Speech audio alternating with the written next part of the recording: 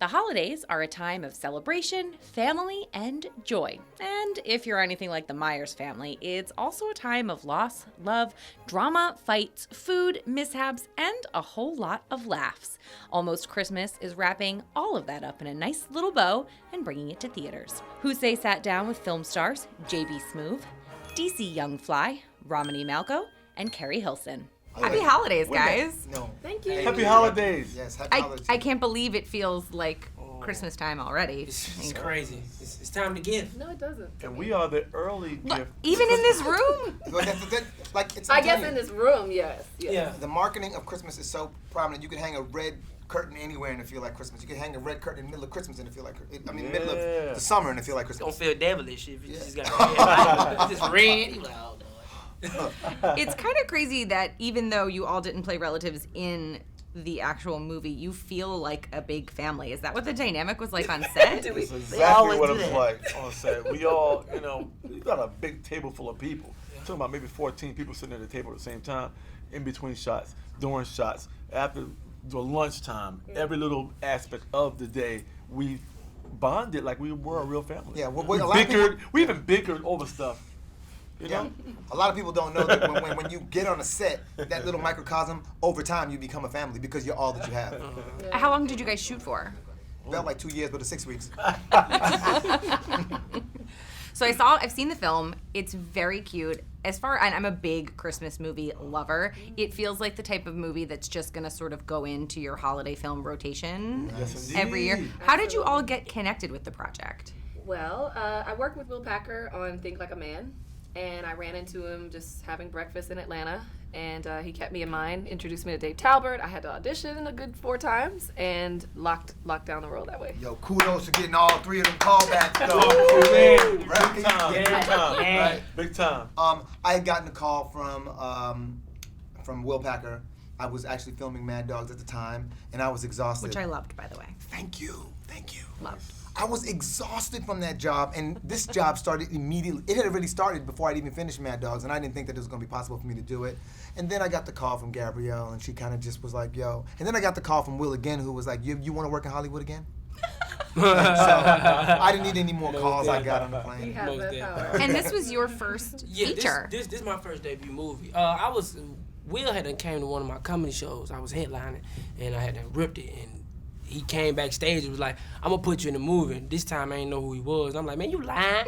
And then I looked his name up and I'm like, he ain't lying. You know what I'm saying? Yeah. So at the end of the day, they had to wrote me in the movie, and I sat down with Dave, I sat down with Will, and then here he is today. Kiss my ass. Put it on the plate then. And I guarantee it's better than this food on this table. And I don't know where your ass been at. You play such a pivotal role in this movie a lot of the drama and the hilarity sort of revolves around Lonnie. Yeah, you know what? I was happy that David Talbot gave me the opportunity to be JB, but also the opportunity to expand on the character and do a little drama and start some fires. I call Lonnie the arsonist. He just starts little fires here and there. Literally. And there's a big fire at the very end. He fuels the fire. And I got lucky because David and we also share an agent also. So this the inside talk about me being in the film kind of worked out fine. With these types of ensemble films, it's very, very easy for certain cast members to get lost and other ones to maybe stand out too much. But you guys really did braid your roles in like a family does, and no one person really being more important than another. Was that a conscious choice? Did you guys have to work on not sort of stepping on toes? I think that's like I think that is what Dave Talbot, the director, writer and director, I think that was his goal from the very beginning, was that he wanted, sometimes, in order to push one story forward, you kind of, you leave, others are like more of a skeleton to kind of support the main story, and he wanted it to be something that every single person who watched the movie could relate to, so you couldn't neglect any story. And over time, he gave the actors more and more time to develop the characters as we went along as well. Was everything scripted, or did you guys ad-lib? You know we ad-lib. Why would we do that? That's one of them facetious questions. You ask one of them there. But I think everybody trusts each other's judgment, though. You know what I'm saying? If we felt like he's going off script and he's doing his thing, we're gonna let Lonnie do him until his time, and then Romney do him until his time. You feel what I'm saying? Or me and Monique do our thing until his time. I just feel like everybody trusts each other's judgment. It was a lot like playing double dutch because you have to let people get their improv out, and you don't know when it's coming. But between Monique, JB, and even Gabrielle, you give them that, and then you play double dutch because all of us have an objective in every scene. So in every moment, I'm like, okay, wait, I gotta get this line. I got to say it. Okay, and go. Like it's all about timing. Yeah. The end of the film, which is one of, I think, probably everyone who's seen it and will see it, favorite part is seeing the outtakes. Who was the funniest person on set? Who made you guys laugh the That's most? hard to say. That's hard to say because there's a moment between her and Monique. I couldn't hold it in. It ended up in the trailer. me coming out of character and laughing is in the trailer, which is embarrassing. And then this dude, what I loved about this brother, and I probably said this in 20 interviews, and I'm gonna just keep saying it, is his subtle comedy. Yes, indeed. Is uncomfortable because it's so funny. And quiet. And quiet. Quiet comedy is great. It's like sneaky It comedy. is. You don't know it's coming. You know who I think was the funniest?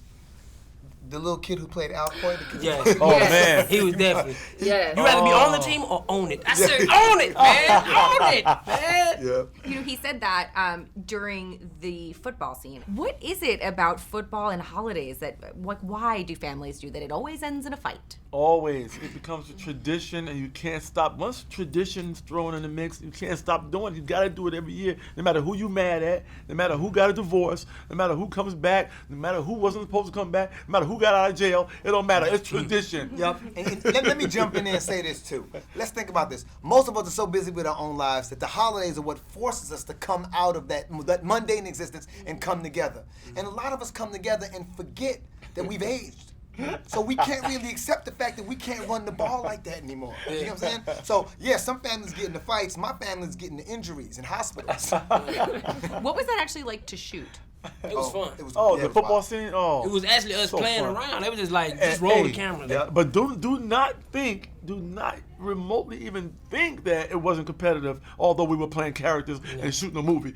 I was really trying to score win. touchdowns and try to win. Yes. I was You not just playing wanted around. to be taken seriously in your pink pants, I'm sure. I had to draw for myself. Lonnie had to be inspired by JB because I'm competitive.